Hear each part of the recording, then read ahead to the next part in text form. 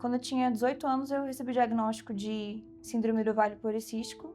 É uma questão que tem mulher que tem dificuldade de engravidar, então eu já tinha ido, assim, uns 4 médicos que falavam, olha, é esse diagnóstico, você vai lidar com sintomas, mas quando você quiser engravidar, a gente conversa, a gente vê o tratamento. E era uma coisa que a gente lidava, a gente já conversava, e era tranquilo no casamento, assim, no nosso relacionamento. E quando foi ano passado, no nosso discipulado, a gente tinha momentos de oração, e eu comecei a receber palavras da Clarissa, que Deus estaria me trazendo uma tranquilidade na maternidade. E era uma coisa que a gente tava nem tentando ter filho agora, então eu falei amém, e fiquei meio assim, meu Deus. Aí depois ela veio de novo, amiga, eu sonhei com uma chupeta. Ah, fui no shopping, vi uma loja de neném e pensei em você, era sempre assim, tudo relacionado a neném. E ela, olha, Deus tá te preparando, que a sua gravidez vai ser ótima, e eu, amém, mas a gente não tá tentando nada, mas amém. E quando foi final do ano, em dezembro, a Cris, do Louvor, ela falou assim, olha, não te conheço muito bem, sei que você é esposa do Thiago, mas Deus me deu um sonho, eu queria compartilhar com você. E o sonho era o seguinte, você tá em pé, e do seu lado direito e do seu lado esquerdo, de cada lado tem um anjo, e os dois estão passando a mão na sua barriga. E Deus tá te curando. Eu fico até arrepiada. E Deus tá te curando, eu não sei o que você tem. E da outra vez que eu sonhei com isso, uma amiga minha engravidou. Então, fica esperta aí. Isso foi na semana do Natal, eu conversei com o Thiago, e a gente ficou assim, amém, beleza. E a gente falava, olha, a gente planeja começar a tentar ano que vem, mas amém, se Deus já tá dando agora um direcionamento esse ano, então amém. Só que quando a Cris veio falar comigo, eu já tava com 2 semanas de gravidez, não sabia. Quando foi 3 semanas depois, a gente descobriu a gravidez. Então, essa foi a primeira parte do milagre que a gente, sem nem se planejar, eu consegui engravidar.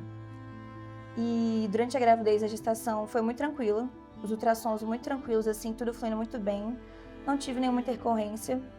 E quando eu tava ali perto dos 7 meses de gestação, a gente viu que começou a ter uma alteração na taxa do Rafael. No percentil do Rafael, né? É. O Rafael, ele começou a cair o percentil, né? Que é basicamente um número que indica a relação de tamanho e peso da criança. Então, ele estava com uma base de 60%, né, o percentil, ou seja, ele era maior que 60% das crianças, e aí ele caiu, tipo, para 27. 27, 28. E aí a gente achou estranho, porque não tinha nada que indicasse um motivo, assim, que justificasse. A Marcela tava com a ferritina baixa, enfim, algumas coisas que poderiam ser relacionadas, né? Mas, e aí o que a gente fez? O nosso obstetra, ele sugeriu a gente buscar uma segunda opinião, fazer esse ultrassom novamente com outro profissional, né? Pra, enfim, verificar essa questão do percentil. E quando a gente foi atrás desse segundo médico, ele foi fazer o exame normal, o ultrassom normal, e ele confirmou, ele falou assim, realmente o percentil tá baixo. E ele comentou assim comigo, mãezinha, só pra confirmar, você sabe que o Rafael só tem um rim, né? Aí eu fiquei assim, com 7 meses de gestação, tava tudo certo então. Aí eu fiquei, como assim? Aí eu falei, desculpa, como assim só tem um rim, sendo que a gente fez todos os ultrassons até agora, indica que tá tudo normal. Aí ele e não é só a questão que a gente não está vendo na imagem, porque tem essa questão que às vezes o ultrassom não pode pegar. Ele falou, olha, aqui tá o rim direito e não tem o rim esquerdo. Mas não é só a imagem. Tem uma artéria que é onde mostra que tá bombeando sangue do órgão e só tem uma artéria funcionando. A outra não tem. Além disso, tem uma glândula aqui perto da coluna dele, que geralmente essa glândula indica que o rim não desenvolveu. Então ele só tem um rim. Aí ele falou assim, mas não se preocupe, sobrevive tranquilo, você tem que ficar de olho quando for crescendo com alguns remédios, mas não se preocupe, tá normal. Começou a conversar com o Thiago, contei pra ele, e a gente sentiu no nosso coração que fosse assim, olha Deus, se o Senhor permitiu isso tudo, o Senhor tá no controle da gestação inteira até agora, só que a gente vai orar, porque a gente acredita no milagre. A nossa postura foi de assim, nas nossas orações a gente falava assim, Deus, nós não queremos ir contra a sua vontade. Se a sua vontade é essa, que assim seja, mas que o Senhor confirme nos nossos corações. E enquanto o Senhor não confirmar, a gente não para de pedir que esse rim apareça. E quando eu saí da consulta que a gente descobriu, né, dessa questão do rim, veio no meu coração assim, se Deus abrir o mar vermelho, que é tão grande, que é um rim tão pequenininho, nenenzinho. Então era uma coisa que eu tava realmente assim, com fé. Eu falei, não, vamos orar. E também, na conferência que a gente teve esse ano na Igreja de Cura, foi quando Deus deu o nome dele pra gente, que é Rafael, que significa Deus cura. Então eu falei, Deus, amém. Eu achava que era só em relação à minha gravidez, mas em relação a ele também, glória a Deus. Então a gente tá construindo testemunho desde agora. E minha oração era só que ele não sofresse. Eu falei, Deus, só não quero que ele sofra pra gerar um testemunho. Mas o Senhor tá no controle. E aí a gente foi repetindo. A gente tem 3 ultrassons que mostram uma agenesia do rim esquerdo que realmente não tinha. E o nosso obstetra também achou estranho. Falou assim, nossa, realmente não tem. E é uma coisa estranha a gente não ter visto esse tempo todo, com 7 meses não ter visto. Vamos descobrir quando ele nascer. Acho que foi numa quarta-feira ou quinta-feira esse ultrassom, e aí no domingo eu tava escalado. E as músicas que eu tava tocando era impressionante, parecia que era pra mim.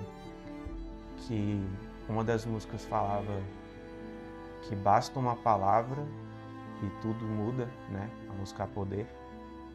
E eu cantei aquilo assim, tipo, realmente tomando posse, sabe? E no mesmo dia a música Milagres também, né? Então, parece que é quase como se fosse assim, Deus falando, relaxa, tá bom? Em casa a gente fazia um momento de oração, declarando. Ele tocava e eu falei, amor, nós somos os pares. A palavra tem poder, a gente vai orar e vai declarar a saúde pro nosso filho.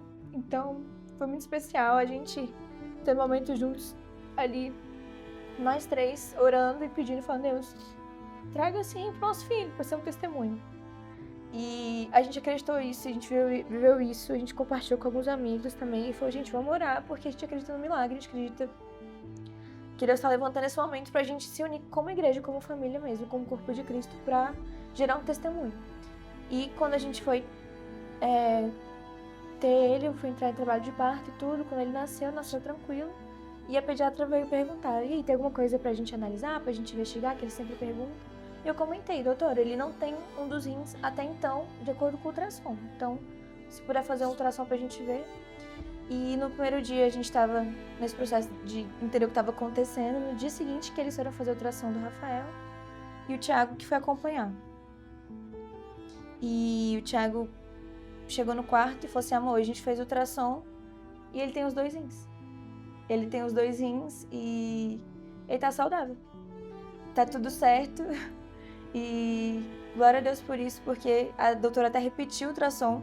Então a gente tem 3 laudos que falam que ele não tem e 2 confirmando que ele tem. A gente tem 3 laudos de 2 profissionais diferentes, em momentos diferentes, falando que ele só tem um rim. E aí depois que ele nasceu a gente tem um laudo que mostra 2.